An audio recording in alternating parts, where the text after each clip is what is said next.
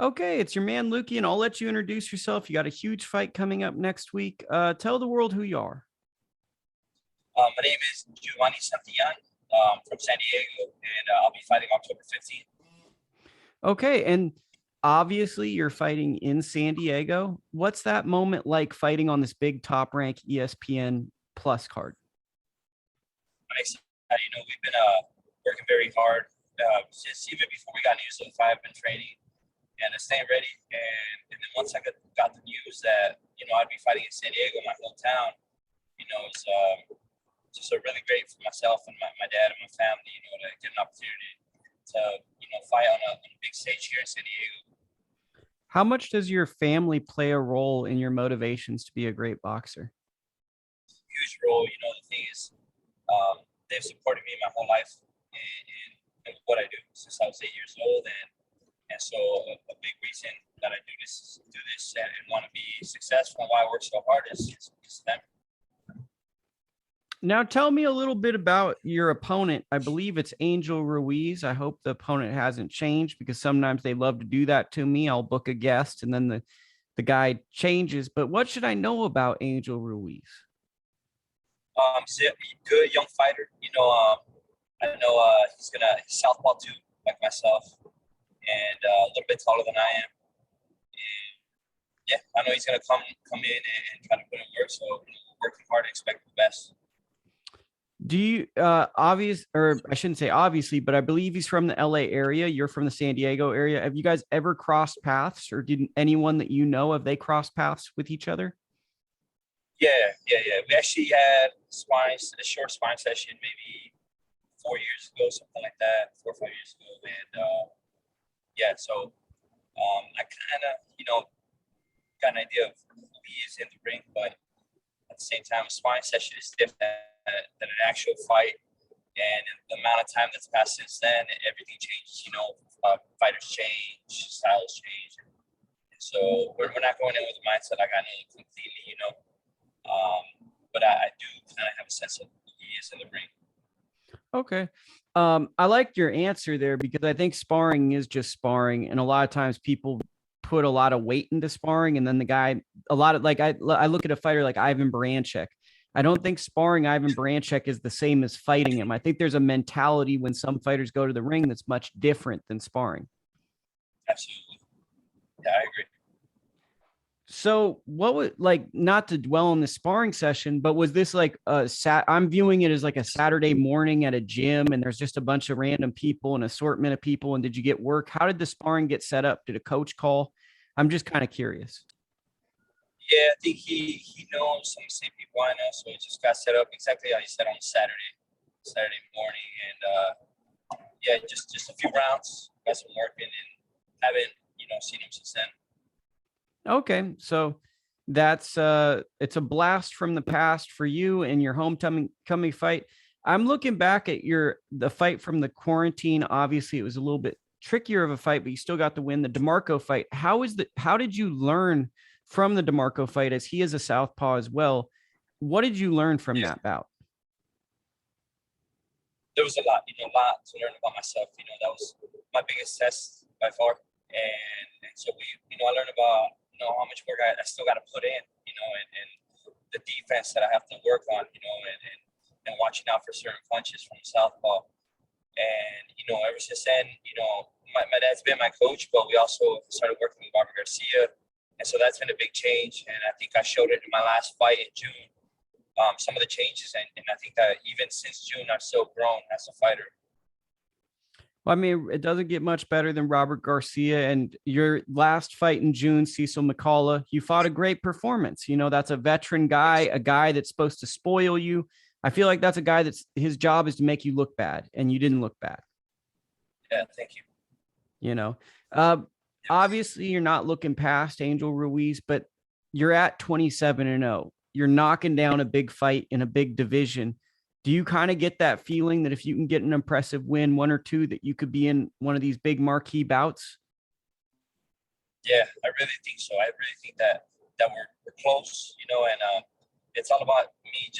I got to focus on this fight, give a great performance. That's the main thing. And if I can continue to do that, then I think we'll get an opportunity. maybe pretty soon. Yeah, I mean, I'm just looking at it, not to make you have to say something, but just for the listeners of this program, we're looking at Josh Taylor probably within the next year moving up. We're looking at guys like Boots Ennis, Virgil Ortiz, even a guy like Terrence Crawford. Who knows where they're going? These are all names with comparable records that you could be in the ring with maybe in the next 2 to 3 years. Yeah, absolutely. And we've been working my whole life for this, and now working with Robert Garcia, my dad and I, it's been great. It's all coming down to the preparation. I think we're showing up to these fights ever since my last fight a lot more prepared. And those are big fights that I'm looking forward to having in the future. What was that conversation, or how do I say this? I want to phrase this the best way, but I'm struggling with words because sometimes I struggle with words.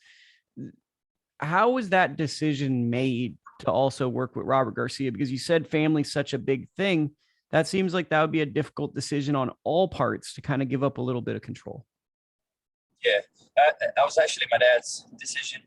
It was around March, and my dad was just thinking, we have to do something. We have to make some change that would be for the better, and maybe work with someone with a lot more experience, someone who's been in the game for a very long time and has had a lot of great fighters. And so my dad gave Robert a call, and it worked out for us.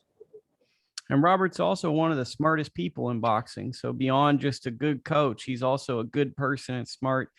I guess who have you been? I guess you don't have to tell me that, but like kind of who you been around in the gym, jumping in there with? What's this camp kind of looked like to get people excited? Back in August, I was actually sparring a lot with Mikey Garcia, so that was helping me out. But he's right-handed, but I gained a lot just from working with him. And then as soon as we got the call for this fight, found out it was the guy that I'm fighting, Southpaw. We switched gears, and started working with he has always a lot of guys there, and that's the thing about working up here, in Riverside is that he has a lot of fighters, different styles. And so that's why I feel confident going into this fight, because I've been fighting guys that are fast, strong, bigger, some of them. And I think it's, being pushed in the gym, I'm going to show up a lot better in the fight. What's your living situation? Did you move to Riverside for camps? Like, because obviously San Diego, Riverside, that would be a heck of a commute 5 days a week. Yeah, we drive up here, especially for sparring days, but it's only about an hour, so it's not really? too bad. Yeah, an hour from where I live, and I think it's a small sacrifice.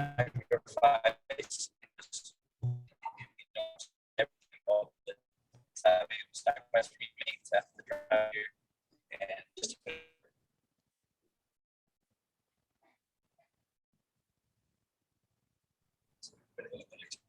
Okay, well that I didn't expect. Give me a good gym story. Good gym story from working up here. Just in general, just any random gym story that comes to your mind. It can be from Robert Garcia's. It could be training with your dad. Just any gym story.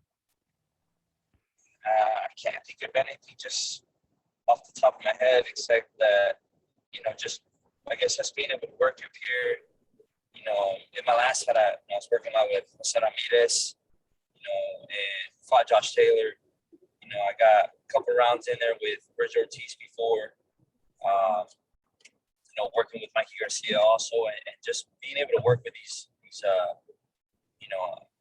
guys that are world-class level fighters is, I think, leveled me up as well.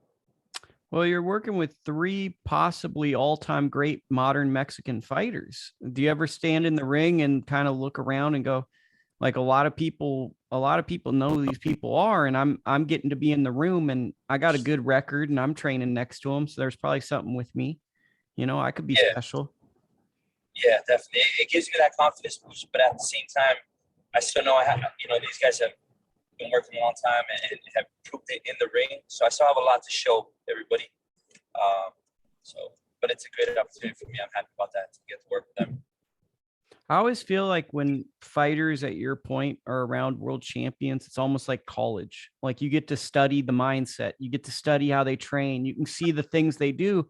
So then becoming a world champion just becomes a checklist as opposed to like this dream. Yeah, Absolutely. I agree. So you're studying. Are you watching what people are doing on the bag and all that stuff? Oh yeah, definitely. Every time I'm up here, just learning a lot from everybody over there. What's the biggest thing you've learned? But these guys work hard, and the thing is, up here everybody's pushing each other. Also, I think a big thing that I gained from being around these guys is when you're around a lot of good fighters, you level up. You have to rise to that, and I think that's what's happening with me. It's helping me get to that level. Just being around them, and everybody's working hard. I have to work hard too if I'm going to be here. I think that's a very honest and real statement is if you want to be elite, you have to surround yourself with the elite. So that becomes normal. Yeah. Tell me about your first pro fight. First pro fight, I was 20 years old. It was over here in Temecula, not too far from San Diego. And that was my first pro fight. I won the decision. I won by decision, and it was a lot to learn from that fight. It was different, different than the amateurs for sure. But it was a good experience for me. How nervous were you before you walked out? I think pretty nervous, but that's part of it. I think, as you fight and as you gain experience, I think that's part of gaining experience is that, you're always going to have that feeling, but you learn how to use that instead of letting it beat you. You overcome that. No, I get what you're saying there. You said it was different. I take it. Did you punch yourself out or something? What's the word different for in that fight? Just the way, in the amateurs, scoring is a lot different. So over here, you have to sit on your punches more. Your power means a lot. Not as much of that pitter pat. Defense is very important. You're not wearing the headgear. You're wearing smaller gloves. Learning how to work the rounds is another thing. Okay. And talk to me about the hardest pro fight you've ever had, or just hardest fight in general, whether it's amateur or pro. Yeah, hardest one I think so far as a pro, especially, is that Demarco fight that I had last year during the quarantine. That one pushed me a lot. I got hit with punches I haven't hit with before, but I was able to finish the fight and feel good. Luckily I didn't get dazed in any point of the fight. I felt like I handled this power well. But he did catch me well, pretty good with some of those uppercuts, and just being able to push past that, I feel like I learned that adversity and still keep going forward, still keep trying, still keep pushing. Well, I think that fight is going to be a blessing for you because I think a lot of times young fighters or fighters turning into world champions, they don't have that hard fight before they enter the world-class fights. And you really need to have those type of fights because when you get to those fights, I'm talking about Boots Ennis, Terrence Crawford, Errol Spence, whoever the heck's up there, you're probably going to feel those same feelings again, even if you win the fight. Like they're not going to just give you a win just because you're a nice guy. Like you're going to have to earn it. And you're going to be taken to some weird places because that's what an elite fighter does to both guys. No, I agree. Definitely. It's a lot to learn, especially like you said, facing, in the future, these other names that you've been mentioning, none of those are going to be easy fights. Those are going to be fights that I'm going to have to really dig deep. Yeah, those are the fights where you become a legend if you win them, right? Because those are the fights with fighters that mean a lot to a lot of people across the world. When you mean a lot to a lot of people, you've done something. So they're not just going to give up everything they worked for just because you're there. Yeah, absolutely. Well, sell me on this fight.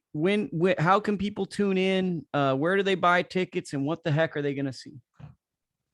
They can buy tickets on axs.com, and I'll be the co-main event. The main event is Navarrete, and it's gonna be in San Diego. I'm excited. I hope that everybody in San Diego is able to at least people that know me show up or tune in. It'll be on ESPN Plus, and I'm excited. I've been working very hard, and I want to put on a show for everybody.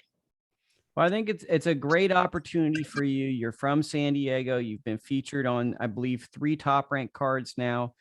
This is a moment where you could really have a great performance and make a statement. Yeah. Well, thank you for taking time, and I wish you the best. Yeah. Thank you so much. I appreciate you having me on. Thank you. No worries.